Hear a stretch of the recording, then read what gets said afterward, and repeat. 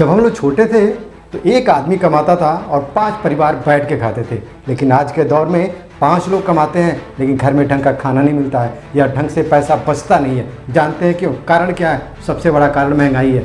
लेकिन ये जानकर आपको ताज्जुब होगा कि सरकार में बैठे लोगों को महंगाई कभी दिखती नहीं है। उनको महंगाई कब दिखती है? जब उनके हाथ से सत्ता चली जाती है या फिर सरकार से वो बाहर हो जाते हैं। कारण जानते हैं? जो पार्लियामेंट में बैठे हुए लोग हैं उनको महंगाई क्यों नहीं दिखती है? कारण ये की है कि उनको सिलेंडर नहीं खरीदना हो रहता है। समझ में आया? और पार्लियामेंट के बगल में एक कैंटीन है, उस कैंटीन में जो खाना मिलता है वो 2 रुपये, 5 रुपये, 10 रुपये या 20 रुपये में भरपेट मिलता है, और वो भी 1 नंबर का खाना।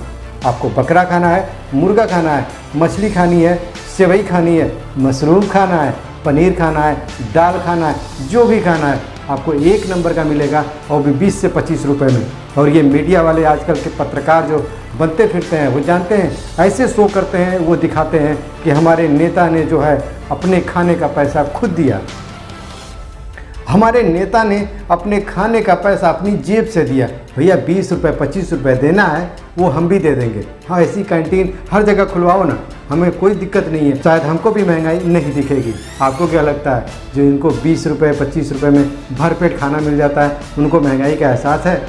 महंगाई उन्हें दिखती है जो 1200 का सिलेंडर खरीद के लाते हैं। और सरकार के चमचे भी अजीब हैं। अगर उनसे कहिए कि यार सिलेंडर तो 1200 का हो गया है, तो जानते हैं कहते क्या है कि पिछली सरकार ने तो 350 का सिलेंडर जो है 1200 में ब्लैक में देती थी।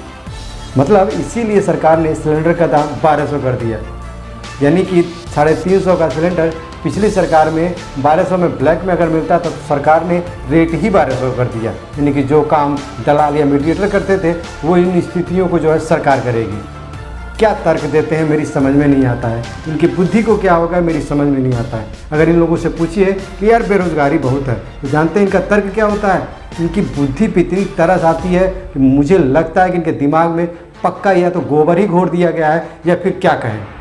उनका तर्क रहता है कि पिछले सरकार में कलेक्टर थे क्या कि अब बेरोज़गार हो चुके हो? तो भैया हम कलेक्टर नहीं थे, तभी ये सरकार बदला गया। अगर वो सरकार का हमें कलेक्टर बना दी होती तो शायद हम लोग ये सरकार ना बदलते।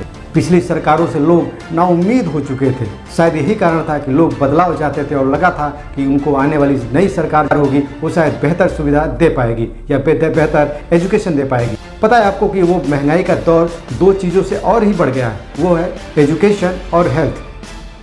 दवाई और पढ़ाई ये किसी भी नागरिक के लिए मूलभूत सुविधा होना चाहिए, या ये कहें कि मौलिक अधिकार होना चाहिए और उसको फ्री मिलनी चाहिए। यानी कि दवाई और पढ़ाई अगर मुफ्त है तो समझ लीजिए हर देश का नागरिक हमेशा ही खुशहाल रहेगा। महंगाई काफ़ी हद तक कंट्रोल की जा सकती है, क्योंकि आजकल के आदमी या कहें नागरिकों का मैक्सिमम पैसा या तो पढ़ाई में जा रहा है या फिर दवाई में जा रहा है। ये दोनों चीज़ों में तो प्राइवेटाइजेशन होना ही नहीं चाहिए, ये दोनों चीज़ें हमेशा फ्री रहनी चाहिए। लेकिन सरकार यही नहीं करती है सब, या यही नहीं देती है। देंगी क्या? 5 किलो चावल और हगने के लिए लैट्रिन। सरकार भी खुश है, पब्लिक भी खुश है। जानते हैं एक सांसद की सांसद निधि करोड़ों में है, एक विधायक की विधायक निधि करोड़ों में है, और एक किसान की सम्मान निधि 2000 रुपया। बाकी लोग को 5 किलो चावल और हगने के लिए लैट्रिन। सब लोग खुश हैं। देश हमारा कैसे आगे बढ़ रहा है ये उम्मीद कर सकते हैं आप। कुछ लोग तो कहते हैं कि अगर आपको सस्ती चीज़ें खानी है पाकिस्तान चले जाओ, श्रीलंका चले जाओ। भैया महंगाई वहाँ और है। अगर महंगाई बढ़ने से आपको लगता है कि देश विकास करेगा, आपको बताऊं मैं कि 400 रुपया में श्रीलंका में डीजल पेट्रोल भी बिका है। पाकिस्तान में डीजल पेट्रोल का दाम 250 के ऊपर चल रहा है। आपको क्या लगता है विकास कर रहा है वो? महंगाई जितनी बढ़ती है देश उतना ही गर्त में चलता जाता है। लेकिन जो लोग सरकार के समर्थक हैं उनको क्या बताया जाए, क्योंकि वो एक पार्टी के भक्त हैं, या ये कहें वो एक नेता के भक्त हैं, वो देशभक्त नहीं है। क्योंकि आप जब देशभक्त हो जाते हैं तो आप किसी नेता के भक्त नहीं रहते, और जब आप किसी नेता के भक्त हो जाते हैं तो आप देशभक्त हो ही नहीं सकते, क्योंकि आपका दिमाग, आपका सब कुछ उसके अधीन हो जाता है और आप उस व्यक्ति के गुलाम हो जाते हैं, या ये कहें या मानसिक तौर पे अपाहिज हो जाते हैं।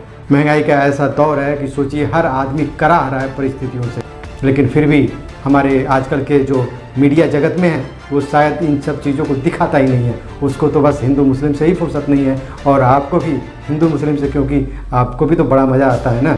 सब कुछ तो ठीक है, बिरयानी खाने वाले टाइट होने चाहिए। भैया वो तभी बिरयानी खाते थे, वो आज भी बिरयानी खा रहे हैं। सोचो तुम कि तुम्हारी हालत क्या हो चुकी है।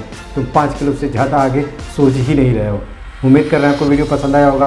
वीडियो पसंद आया हो तो वीडियो को लाइक शेयर और कमेंट करना ना भूलिएगा। अगर कोई सुझाव होगा तो हमें कमेंट बॉक्स में ज़रूर दीजिएगा। मिलते हैं अगले वीडियो में, तब तक के लिए आप अपना बहुत ख्याल रखिएगा। जय हिंद।